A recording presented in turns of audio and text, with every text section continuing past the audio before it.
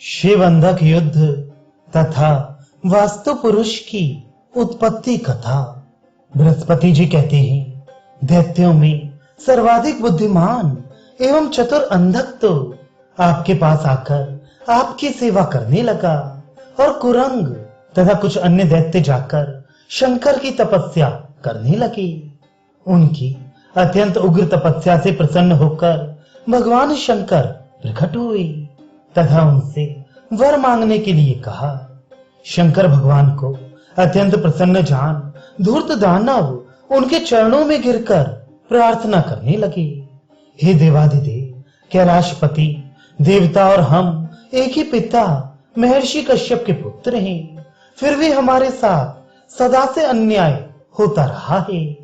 देवताओं को स्वर्ग में रखा गया जहां सब प्रकार के सुख विद्यमान हैं, और हमें पाताल में भेजा गया जो अंधे कूप के समान है, जहां किसी प्रकार की कोई सुविधा प्राप्त नहीं है। देवगण हमसे सदा से जलते रहे हैं, वे जब चाहें तभी हमसे युद्ध करने को तैयार हो जाते हैं। देवताओं का गुरु बृहस्पति तो इतना धूर्त है कि उसने अपने पुत्र कच्छ को हमारे भोले भाले गुरु शुक्राचार्य के पास भेजकर मृत संजीवनी विद्या भी प्राप्त कर ली, जिसका प्रयोग हमारे विरुद्ध तथा देवताओं के पक्ष में होगा। वे निरंतर हम लोगों में फूट डालकर हमें परस्पर लड़ाने का प्रयत्न करते हैं। यही कारण है कि हमारा महानतम पराक्रमी योद्धा अंधक हम लोगों का परित्याग कर हमारे शत्रु से मिल गया है। इससे हमारी शक्ति और भी दुर्बल हो गई है। हे कृपा निधान, जब इस प्रकार दैत्यों ने करुणा भरे स्वर में भगवान शंकर को अपना दुख सुनाया, तो सहज ही द्रवित होने वाले भोले शंकर ने उनकी हर प्रकार से सहायता करने का आश्वासन दिया। जब देवासुर संग्राम प्रारंभ हुआ तो भगवान शिव दैत्यों की ओर से देवताओं पर आक्रमण करने लगे। आप ही विचार कीजिए कि प्रलंकर शिव के आगे किसकी सामर्थ्य है जो उनसे भिड़ सके। ऐसी स्थिति में देवताओं की जो करुण दशा हुई होगी, उसकी कल्पना आप स्वयं कर सकते हैं।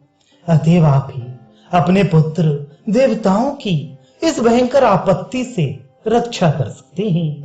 अब हम में इतनी शक्ति नहीं है कि हम दैत्यों के आघात सह सकें। आप तो प्रणत पाल हैं, अनाथों की रक्षा के लिए सदा तत्पर रहते हैं। जब जब साधु जन दुष्टों के अत्याचारों से पीड़ित होते हैं, आप उनकी रक्षा करने के लिए कोई ना कोई लीला अवश्य करते हैं। अब धर्म की मर्यादा का अतिक्रमण हो रहा है, प्रभु हमारी रक्षा करें। बृहस्पति के मुख से समस्त देवताओं की यह व्यथा सुनकर भगवान आदि नारायण बोले, देवगण आप लोग निराश ना हो, साहस से काम लें, अंत में विजय आप ही की होगी। सत्य के सूर्य को अल्पकाल के लिए ग्रहण तो लग सकता है, परंतु उसे सदा के लिए नष्ट नहीं किया जा सकता।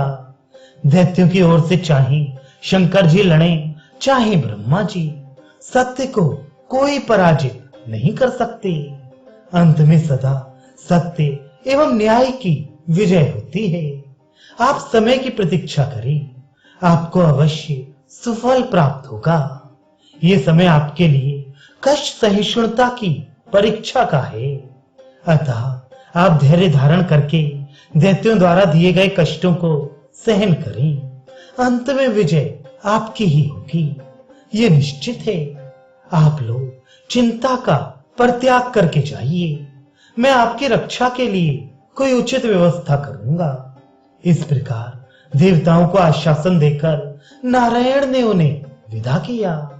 फिर उन्होंने अपनी सेवा में आए हुए दैत्य अंधक से कहा, बस अब तुम्हारी परीक्षा का समय आ गया है। तुम्हें जाकर देवताओं की ओर से दैत्यों के विरुद्ध लड़ना होगा। मैं तुम्हारे शरीर को वज्र के समान पूर्णतया कठोर बना दूंगा। उस पर किसी भी अस्त्र शस्त्र का प्रभाव नहीं होगा। तुम रणभूमि में जाकर शंकर जी से भिड़ जाओ, उनका कोई भी अस्त्र शस्त्र तुम्हें कोई चोट नहीं पहुंचा सकेगा। प्रभु की आज्ञा पाकर अंधक वहां पहुंचा जहां देवासुर संग्राम हो रहा था। वहां जाकर उसने देखा शिव भयंकर रूप धारण किए, शरीर पर भस्म लपेटे, बागंबर पहने, हाथ में त्रिशूल लेकर भयंकर मार काट मचा रहे हैं। देवता लोग उनकी मार से इधर उधर बचने का प्रयत्न कर रहे हैं। जिधर भी वे त्रिनेत्रधारी भगवान हाथ में त्रिशूल लेकर झपट पड़ते हैं, उधर ही देवताओं की सेना काई की भांति फट जाती है। उनकी पीठ पर आदि नारायण विश्वकर्मा का हाथ है और उन पर देवताओं की अगाध श्रद्धा भी है। फिर भी वे शंकर जी की मार को नहीं सह रहे हैं। शंकर जी द्वारा की गई भयानक मार काट से दैत्यों का उत्साह और बढ़ गया है। वे दोनों उत्साह से देवताओं का विनाश करने में सन्नद्ध हैं। ये दृश्य देखकर अंधक को बहुत क्रोध आया। वह रौद्र रूप धारण कर देवताओं की ओर से दैत्यों का संहार करने में लग गया। उसने बिना किसी अस्त्र शस्त्र के ही भीषण मार काट मचा दी। किसी को वह अपनी मुष्टिका प्रहार से धराशायी कर देता अथवा यमलोक का मार्ग दिखा देता। कभी दो दैत्यों के सिरों को पकड़कर परस्पर इस प्रकार लड़ा देता कि वे नारियल की भांति टूट जाते तथा उनमें से रक्त की धारा बह निकलती।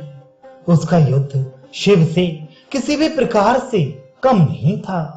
उसके सम्मुख से भी शत्रु सेना काई की भांति हट जाती थी।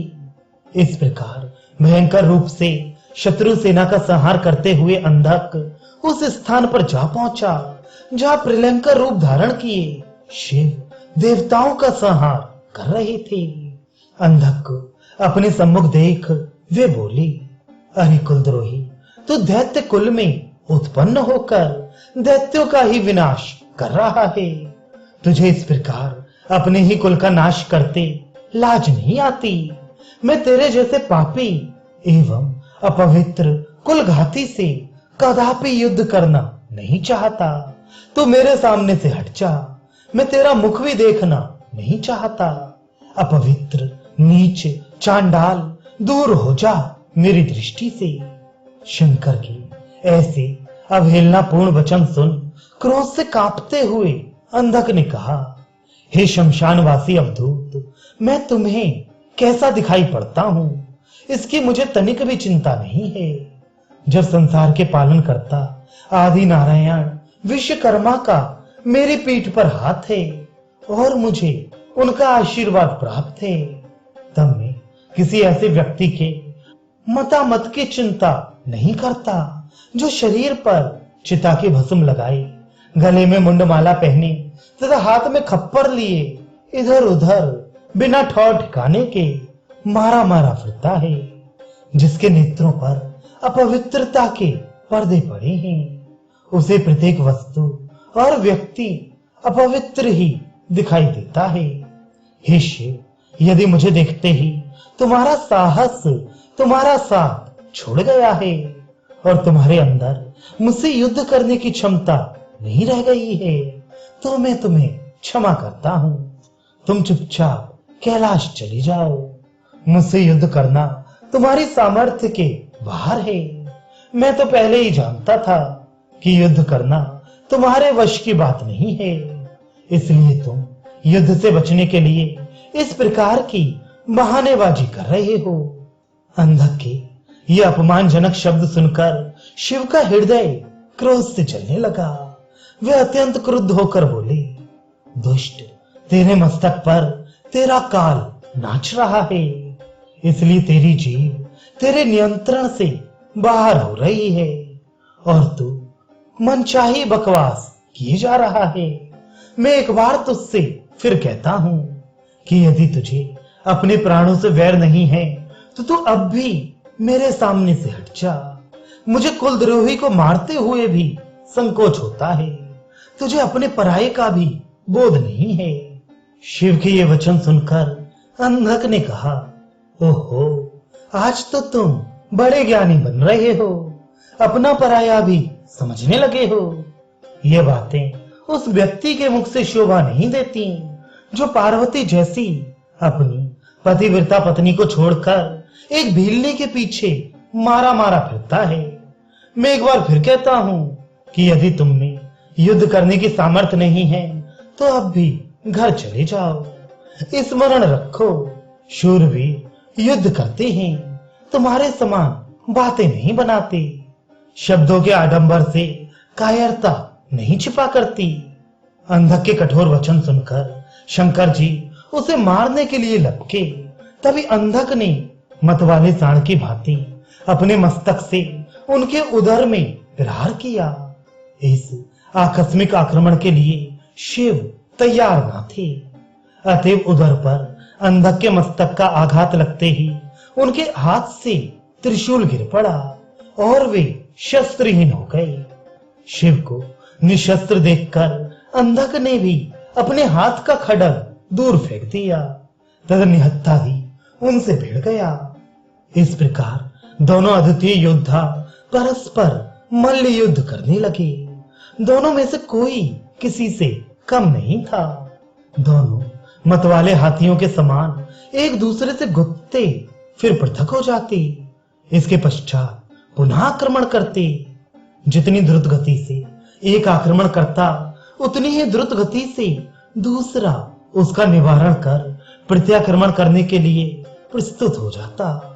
इस प्रकार युद्ध करते करते अनेक दिवस बीत गए। इस अद्भुत द्वंद्व युद्ध को देखने के लिए देवताओं तथा दैत्यों ने भी परस्पर युद्ध करना बंद कर दिया। वे दोनों महावीरों को इस प्रकार जूझते हुए देखने लगे। इस असाधारण द्वंद्व को देखते हुए कोई भी कह नहीं सकता था कि शिव तथा अंधक में से कौन विजयी होगा, किसके सिर विजय का सेहरा बंधेगा। जब इस प्रकार का अनिश्चित एवं असाधारण संग्राम चल रहा था तब एक अद्भुत घटना घटी। लड़ते लड़ते शिव और अंधक दोनों पसीने से लथपथ हो गए। उनके पसीने की बूंदें चू चू कर पृथ्वी पर गिरने लगी। अकस्मात शिव और अंधक दोनों के पसीने की बूंदें एक ही स्थल पर गिरी और वे दोनों बूंदें मिलकर एकाकार हो गईं।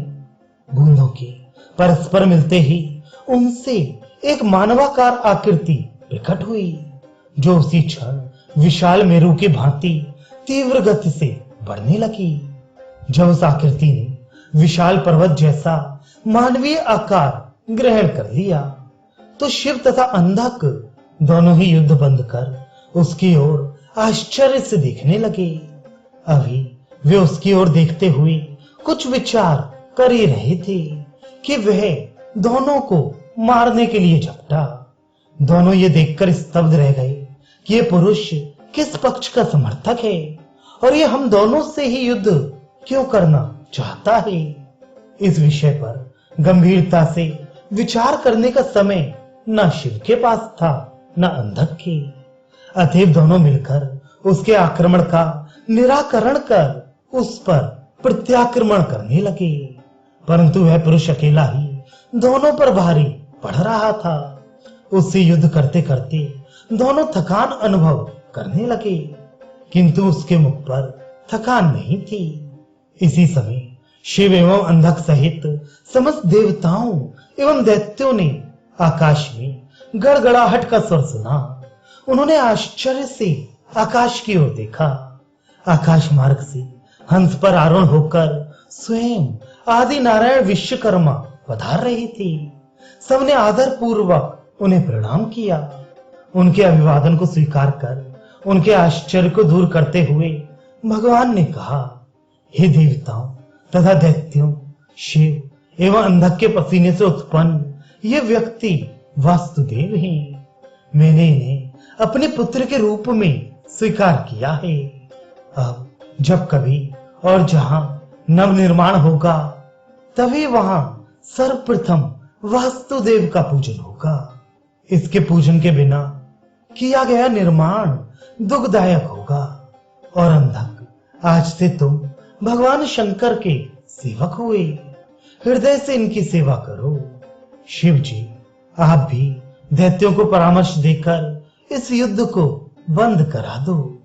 ऐसा कहकर आदि नारायण भगवान विश्वकर्मा अंतर ध्यान हो गए।